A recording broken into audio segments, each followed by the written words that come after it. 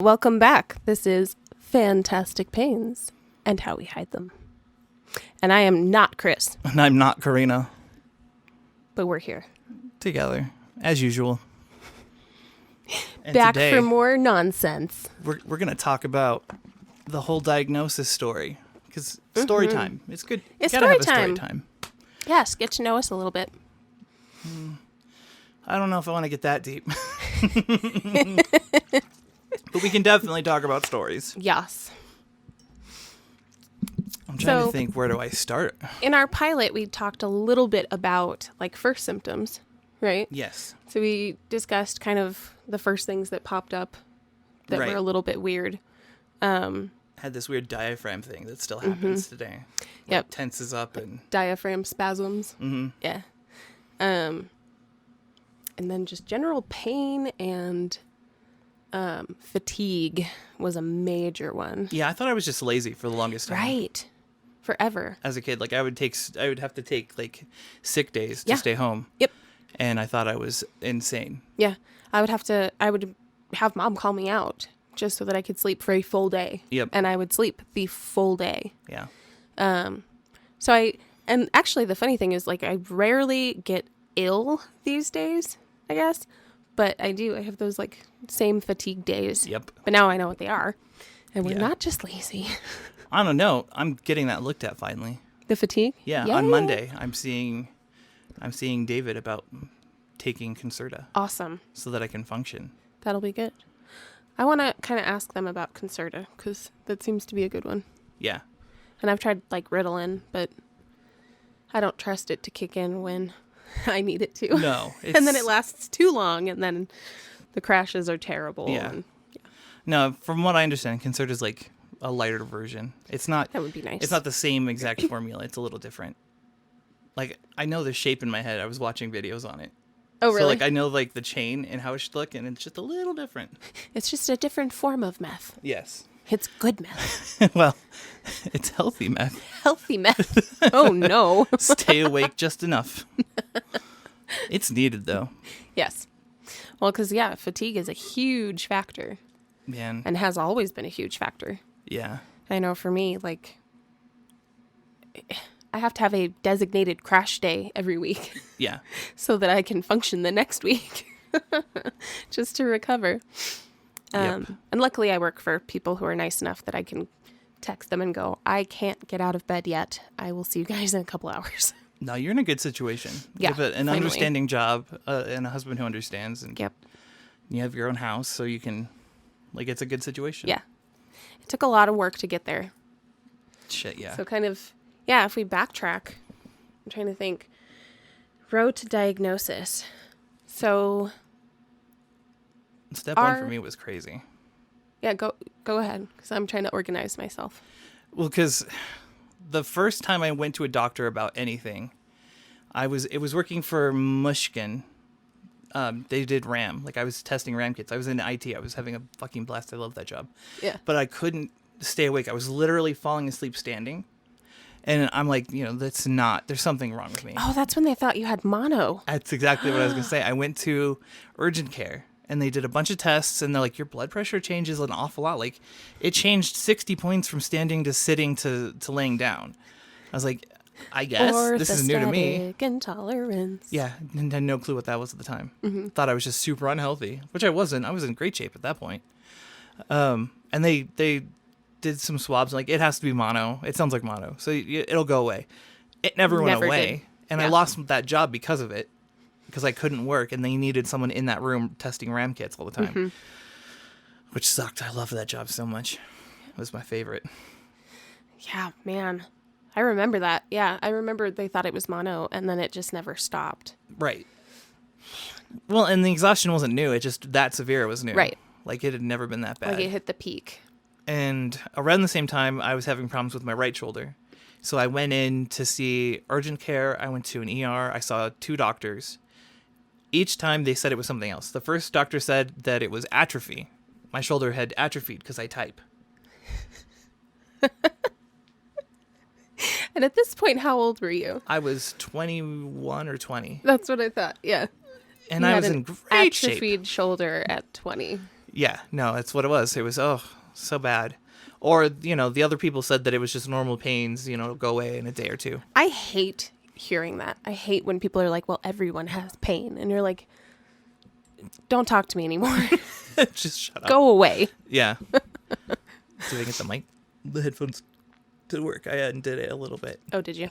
Well, I lost the left. It's fine. I don't need left. Like, I hear you and I hear me. Well, you're good then. Good.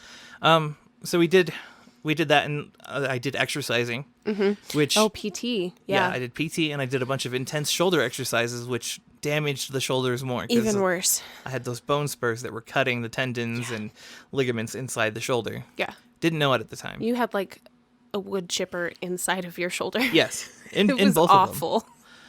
And I couldn't sleep. That was insomnia. Was the other one is that I had constant insomnia from running fevers at night or freezing at night, which is at the same time that's when they sent me to the CDC because they thought I had a contagious disease, right? Which I didn't.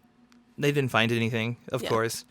So all of that led into me thinking I was crazy, so I just stopped worrying about it. Yep. I was like, oh, this must be normal. I mean, other people have pain, right?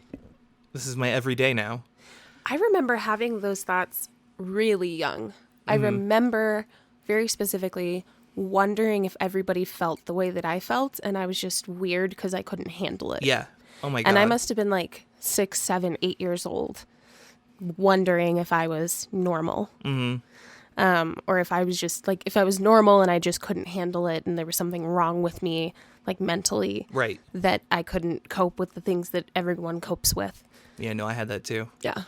And again, you just think you're weak. Like, wow, Yeah. I can't handle what everyone else can do on the daily. That's really weird. Yeah.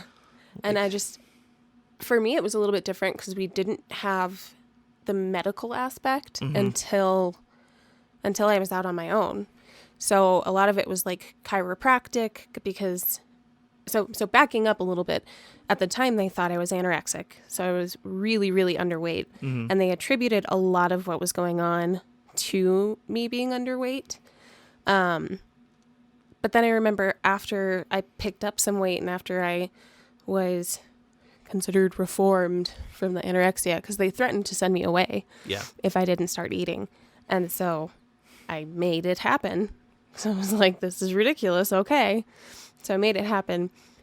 So that was kind of step one, was that piece where they were like, no, you're anorexic, you're fine. So kind of getting around the stomach stuff was really difficult. And that continued for years. Yeah. For years. Like constant vomiting, at least every other day, if not more often. Yeah. My stomach was a mess. It was really bad. I can't even imagine puking every day. Like a doctor hearing that would freak out. Yeah. But then them to just assume that it was an eating disorder. I had an eating and not disorder. that you were genuinely not able to keep food down.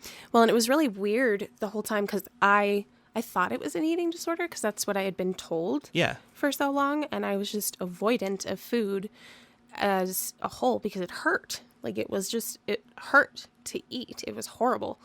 So there was a lot of like food avoidance throughout the years. And I still have phases of like really bad food avoidance or I'll smell something and gag and I'm like, I can't eat today. Yeah, no.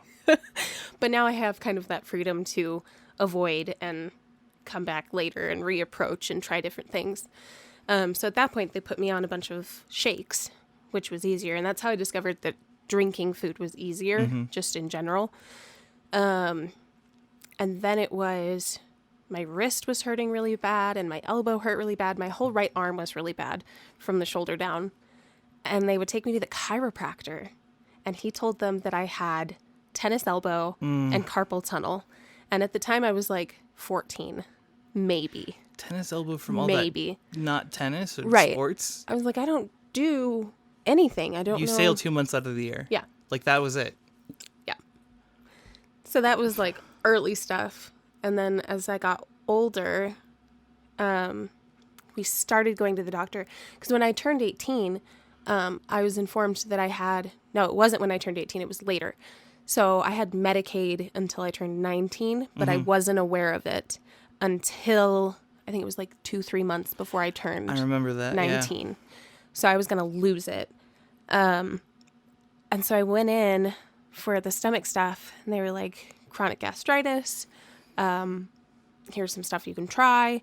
Blah, blah, blah, blah. Later down the line, when things really got debilitating, was the sciatica. Yeah. And the sciatica was so debilitating, that's when we started going to like urgent cares. Gotta remember the urgent care era. Yeah. That was the same time that I was doing the same thing. Yeah. Like you go in, you're like, I don't know what's wrong. It hurts a lot. There's got to be some sort of problem here. And they would just move your arm. Like they would move my arm around. Uh-huh. Oh, it clicks and pops. Interesting. Yeah, we can't help you with that. That's chronic. Yep. You just told me there was nothing wrong with me a second ago. So Right. What is it? Right. And then I hit the suicidality point. Mm-hmm. There was a night I actually tried to kill myself because I was just done. I couldn't take it anymore. Like everything was overwhelming. I'm manic anyways. I have manic depression. I hit a spot, and at that time I was insane. Like all the pain that I was experiencing was in my head Right. from everything that I knew, and Yeah. no one would listen to me. So I had to get put on watch. So they did a hold. Mm-hmm. They didn't do a 3-day hold, thank God, because I got to Well, talk to this someone is- the next day. That was right around the time that you and I kind of reconnected and discovered that we were both going through it. Because at the time, I mean, it was so isolating. It was so isolating, I think, for both of us, not knowing what was wrong. Right. And like we weren't communicating at the time. I mean, we grew up pretty close, and then we had that kind of period of like when it started getting really bad for you, you'd stop coming around, and I would like hear things, and that's when they were like, "Oh, he's agoraphobic." Yeah. I was like, I don't think that's right. So yeah, it was. I think it must have been right about that time. It was because I was living in Castle Rock. yeah. And Benjamin came and told me. And I freaked out because I was like, nobody would have told me if you'd gone through with it. I don't know that I would ever have found out aside from probably not. Benj telling me. So that really like ticked me off. And I was like, I'm going to put some elbow grease in and wheedle my way back into your life now. Well, you're just far away too. Like, God, you were. Well, and neither of us knew what the other was going through. God, no. So that was a really interesting period. Yeah. And then when we reconnected, we would talk. And anything you said, I was like, oh my God, exactly that. Yep. Or I would say something and you'd be like, oh my God, exactly that. Mm-hmm. And so I think that was huge for both of us to feel less isolated. Right. And to have somebody who understood what was going on. And to be able to like explain to somebody who actually had the schema and the knowledge what was happening. Yeah. Because that was when everything started moving forward too. Because we were talking, so we knew there was something wrong for real. I was starting to worry that the kids had something that they would have gotten from me. Yeah. And I finally found a doctor who Benji was seeing. That's how I found her. It's through Benji, the nurse practitioner who Oh, yeah. ran tests and started finding out that there were actually a lot of problems. Yeah. Like she did a normal autoimmune panel, nothing came back. I had some false positives. But then they did the shoulder scans and they saw that They're shredded. yeah, there was just tons of damage. God, they were a mess. And that was what started moving forward. And that's when we looked at Marfan's. Because that's what she suspected looking at Benji. Yep. We kind of worked backwards. So the youngest of us was like the key, really, Yeah. into looking into connective disorders. Right. Connective tissue. Well, and that was exactly it. We didn't even know what we were looking for at the time. And so him having that like Marfan diagnosis, and it was a clinical diagnosis, so it wasn't a full-fledged diagnosis to begin with. And so we started doing some research. And Marfan's was interesting because there were some things that like lit up green for us, and we were like, that. But it was one of those things where you're like, yes, but. Yeah, there were a lot of Yes, but. I could see it, but it doesn't fit verbatim. Right, exactly. So, yeah, that was when we kind of were looking at all of that. We went forward with that together, for a yeah. long time. Yeah. Like I had 3 surgeries in that time, I remember. And then I don't remember what happened between. I feel like something took my mind off of. Well, everyone kept saying to me that I couldn't have Marfans because I didn't present. Right. And which makes sense because, it's not Marfans. But, Yeah. Because Benji kind of has the appearance. Yeah. He's lanky and long. And Well, and I have some of the lanky and long. Yeah. Like, my neck is ridiculous. I look like a giraffe. I have a high palate. Yeah. Like a ridiculously high palate, but not everything Marfansy. And then I saw that video, that YouTube video. Martina and Simon. Yep. Talking about how she has to build a ladder. Her days are, when she has bad days. That's right. Build a ladder. She starts by getting out of bed, and then she would, find something to comfort her. So like she would wear comfy clothes, find her stuffed animal she loves. She would eat something healthy, until she got to the point where she would go outside and move around a little bit. And when she was just talking about her daily life, I was like, wow, that sounds like really familiar. It's like, yeah, I have that. Yeah. And I turned to Jen, I made her watch it, and she's like, that does sound like exactly like what you have. Yeah. And then we looked it up on the site. Yeah, and then you that's when I presented it to you. me, and I was like, holy cow, that's it. That's exactly what that is.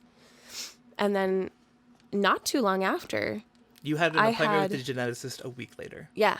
Which really pissed me off because at that point, I had my scheduled for 2 years at that point. Yep. So that's how that went down. So I was with Kaiser at the time.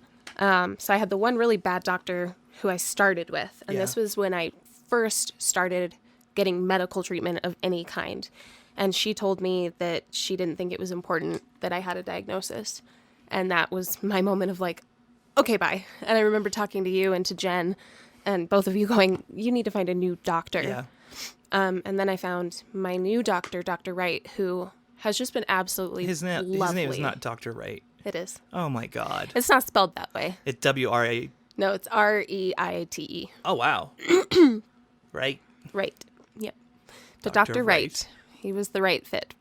And so he got me set up with the geneticist and referrals to other things. And really was just, that was where it all started. Yeah. You got And then- yours done pretty quickly. Yeah. Saw the geneticist, got my diagnosis that same day. And yeah. And then from there, it's just been a journey of kind of learning. Yeah. Learning I'm about it. still learning. and Coping. Still, yeah. Oh, I mean, we had to do a lot of doctor shopping since then, too. Yep. Like trying to find the right team. Yes. So, like, you've kind of built yours now to where you like it. Yeah. Well, and I hope I like it. My gastro's new, Yeah. so we'll see what happens with that. But he seems knowledgeable, at least, and interested in finding answers, which is good because I'm over it. Yeah, no shit. I'm like, I needed to stop. I think I moved it. You Sorry. did. You wiggled the thing. I did. How dare you? My bad. It's because I don't have a fidget. Oh, See, now I lost my left. yeah. We both don't have left now. There. Oh, there it is. Yay! Easy fix. Ta-da.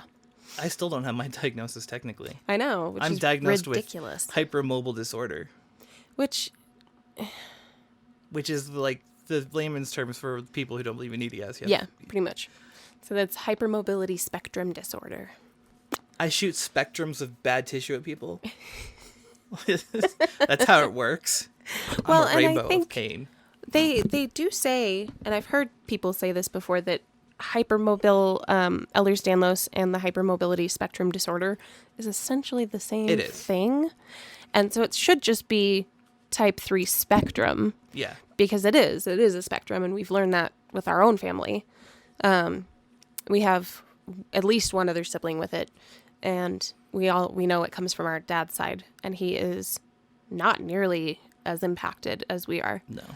And little brother, it's interesting how it works too, because you were the most severe, but I progressed the fastest. Yep. And then he's less severe and progressing less quickly, I guess. Yeah. Well, hopefully a lot of it has to do with him being mindful. Like Yeah. he knows what it is Knows now. what it is. So it's not like he doesn't get the rage panics where Right. he's like, I hurt everywhere and I'm going to clean this entire fucking house until I hurt more. I'm going to punish my body for hurting. Yet I don't feel good and I don't want to feel good more. I'm going to feel worser. I deserve this. I deserve a clean house and a hurt body. phone was trying to tell me things, a clean house and a hurt body. Yep. So yeah, from my diagnosis, it was really, that was what kind of helped us get that treatment. Yeah. Because I know there's kind of two camps when it comes to getting a diagnosis. Actually, there's more than two camps, but two broad camps of getting a diagnosis. You have the people who like really need it to be that, and then you have the people who are like, it is that, and I need you to label it so that I can be treated accordingly. Yeah. That's where I sit. Yeah. I need, for some doctors, I need a piece of paper that says that this is what it is when I was diagnosed. Yeah. For some of them, not all of them, some Right. of them.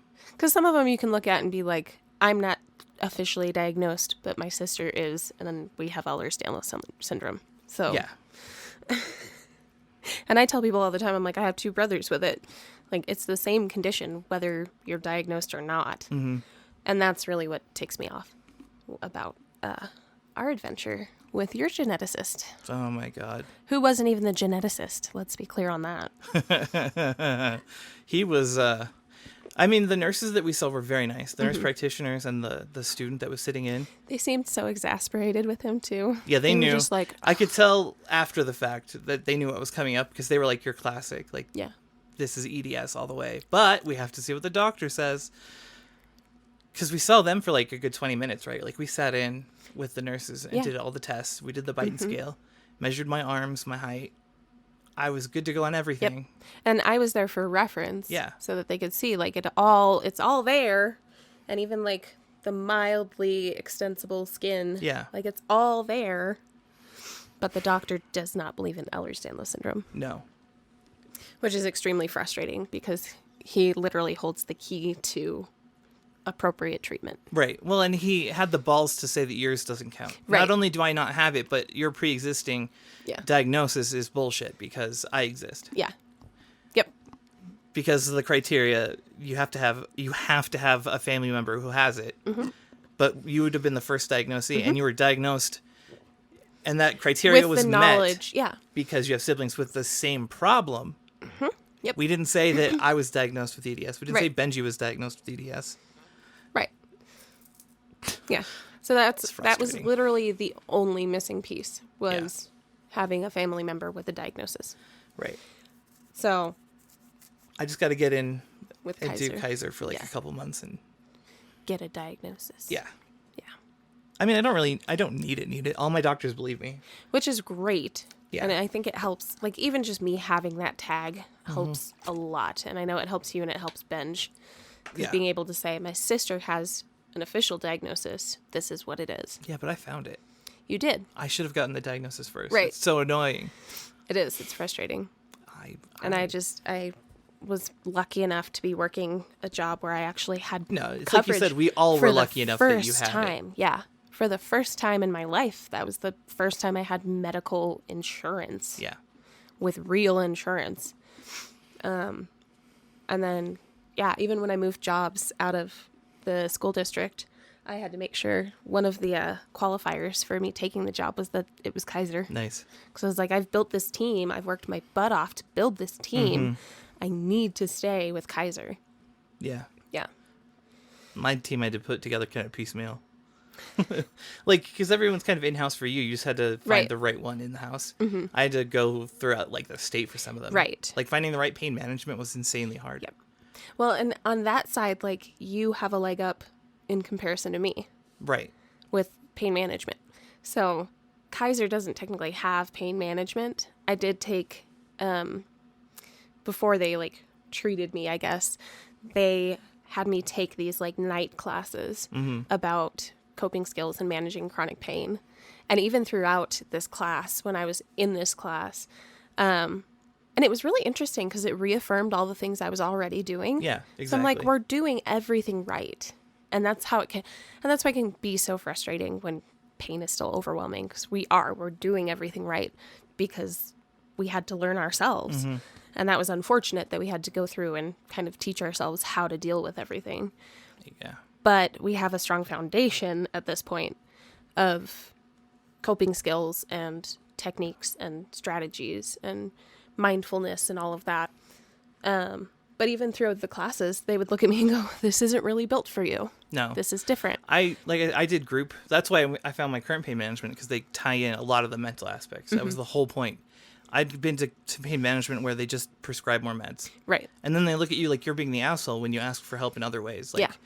I'm dealing with this mental thing, and I feel like if we address this, I won't need pain meds as much. Like, Right. if I could deal with this, and like, no, we're just not gonna. We can up your pain meds more, Yeah. which is not the answer. Never, ever do that for mental stuff. Yeah, no. It's That's how you get addicted. it's bad news. It's just And then the way system they just sets shove you it. up for it. Yeah, I was gonna say, It's like, so irritating. they put me on fentanyl patches for a minute.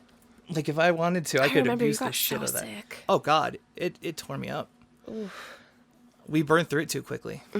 We Well, and that's the other thing metabolize it. with Ehlers-Danlos, and unfortunately, there's not enough research about this little quirk, but it's widely known that it exists, that we process medication weird.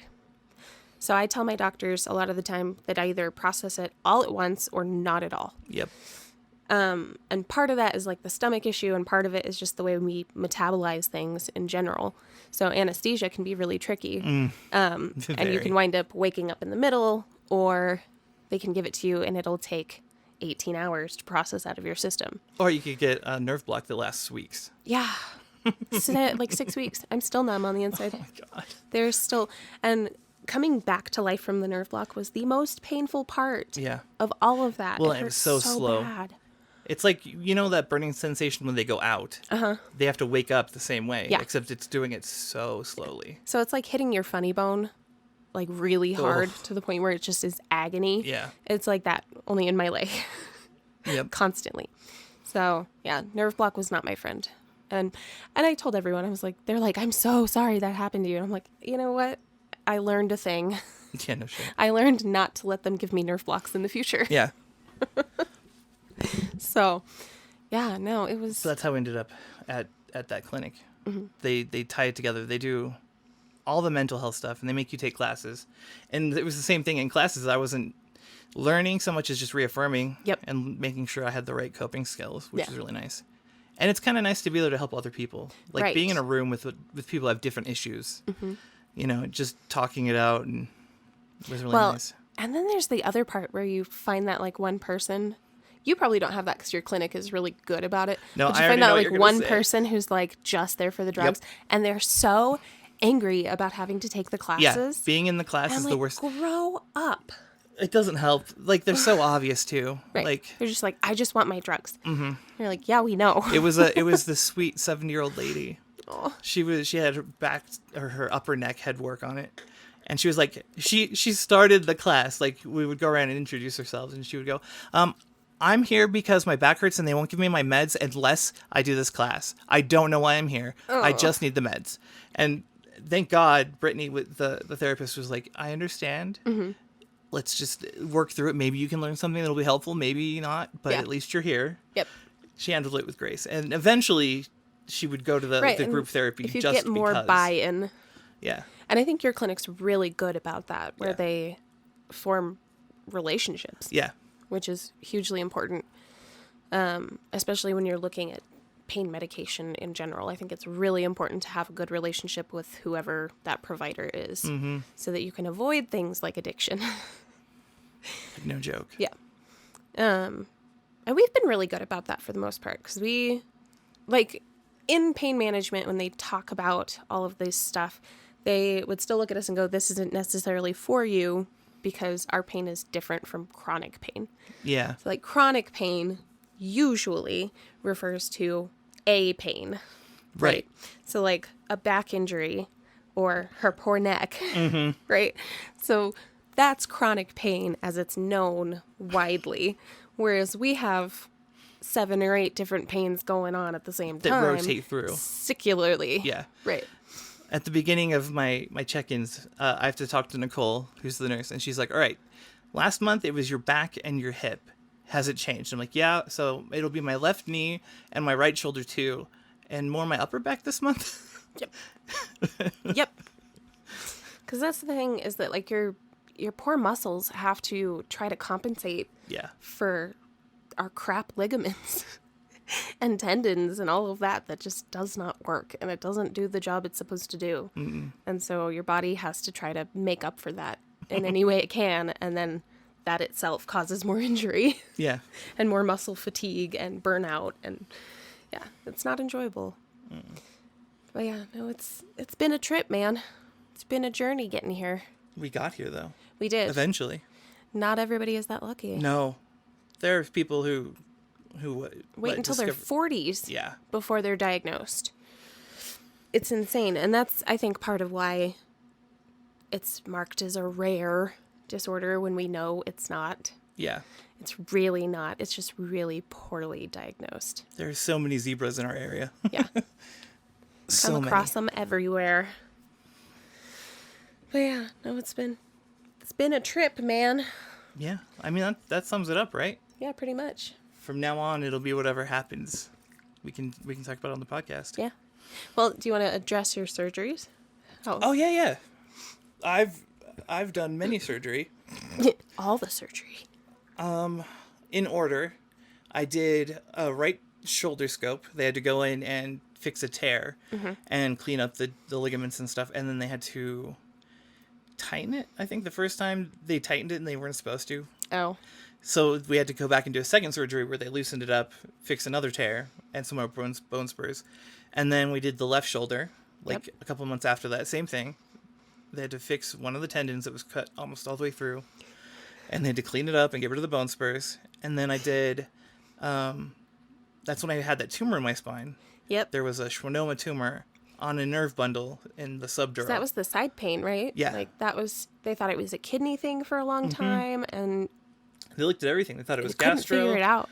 They thought it was kidney. They thought it was other nerves. So like they checked the area, but it was literally just a little tiny schwannoma on my spinal cord that they had to open up my whole back, go in, remove it. Inside of the dura. Yeah, it was cool. Yeah. It hurt like a bitch, but it was cool. And it worked. I mean, I don't have that side pain anymore. Yeah. Which is great, because I remember it was just so debilitating. Mm-hmm. And you were miserable for a long time. Yep. And it was funny. The first time I noticed that pain was on my 30th birthday. Really? Like the day.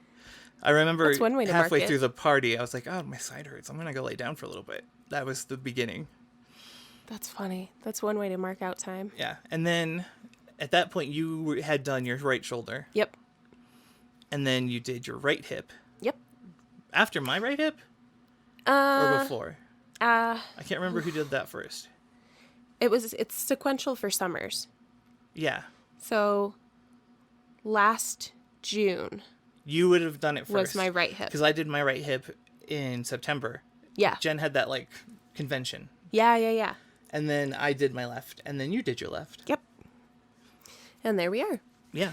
So that's surgery town. And like we said before, I think in another video, surgeries are kind of temporary fixes. Yeah. Some of them are.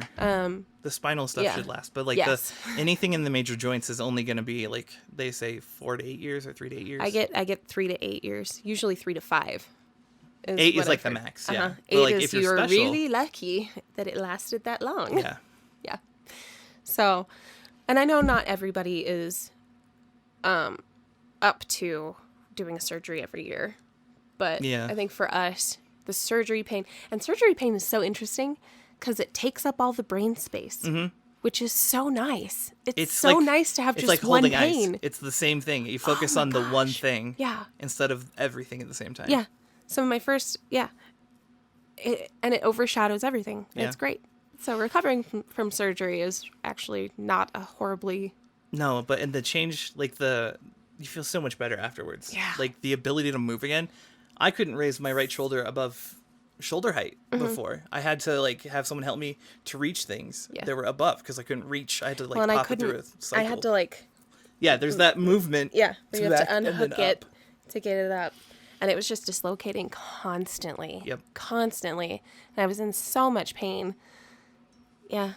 So eventually we'll do the left shoulder when I can spare a hand. Yeah. I'm looking at knees next. I don't know what knees are going to look like, though. But you've seen, I just look at my knees like mad. Constantly, yeah. This one's been really bad lately. Now that I have another leg for some reason, this one is just like giving up hope. Well, because you've been using it more. Exactly. It's like, had I'm to put in the effort. done. Goodbye. I said, good day. It's my turn to be a mess. You're like, no. Shoulder first, then Yeah. you. And then they do. Calm They down. take turns. The whole body is like, what's going to hurt today? Mm-hmm. What is it? She. Yeah. Yeah. But that's the road so far, man. And now we're here, and we're looking at gastro stuff, and we're looking at neuro stuff. The neuro will be interesting for you. Yeah. Because I only touched on neuro. Like, I've done some of the tests that you've done, but because it wasn't the cause of what we were looking at, they Yeah. never went into it deeper. Mm-hmm. You're finally getting in to see, like, what it is. So. Yeah. Because we did muscle relaxers forever. And Yep. I tried every muscle relaxer under the sun, and nothing was making an impact on the spasms at all. And then finally, when I talked to this neurologist, because my last neurologist was like, oh, it's migraines. And I was like, no, I it's remember not. that, yeah. It's not migraines. And then it was, oh, they're seizures. And I was like, but they're not. It's not seizures. And then at that point, my GP looked at me, Dr. Wright looked at me, and he was like, maybe you should get a second opinion and see a different neurologist. Yeah. And he was like, we have neurologists here. And I was like, that's all I needed to hear. Because you have that guilt about doctor shopping. Yeah, in the future, we'll do a whole episode on it, or at least a portion of an episode on doctor shopping. Yep. Because you have to do it. And it's important to understand the purpose of it and why you're allowed to do that. Because you're allowed. Yep. And you should. But yeah, no, that's the road so far. Started from the bottom, now we here. Hopefully it was entertaining, or Yeah. at least, Informative yeah, in some way. Yeah. story time. Right? It's crazy to think back on. Like the whole thing. I know. I don't remember half of it until I think about it, and I'm like, oh yeah, that did happen. Right. I did do that. Oh my God. Right? Yeah, when I tell people, they're like, oh my God. And it doesn't register in my brain as like a big deal. Yeah. Because for us, this is normal. Yeah. Well, This is and we normal get so and it's excited about helpful. having surgery Right? generally. It's like counting down for Disneyland. Like, yes, finally. Because it's such a relief. It really is. It can be. Yeah. So do you want to sign off? Yeah. All right, y'all. I hope you enjoyed our story time. Yeah. I enjoyed it. It was great. Remember when you said that thing and I laughed? You guys. You're so funny. What, I can't flirt with them? Wink, wink. Nudge, nudge. I'm here. Just, He's not single. I'm gonna not throw that wrench in there single. just for funsies. You're not either, so No, I'm not. But nobody wants to deal with this mess. that's fair. All right. True facts. We'll talk to you guys in the next one. All righty. Ta-ta. Bye.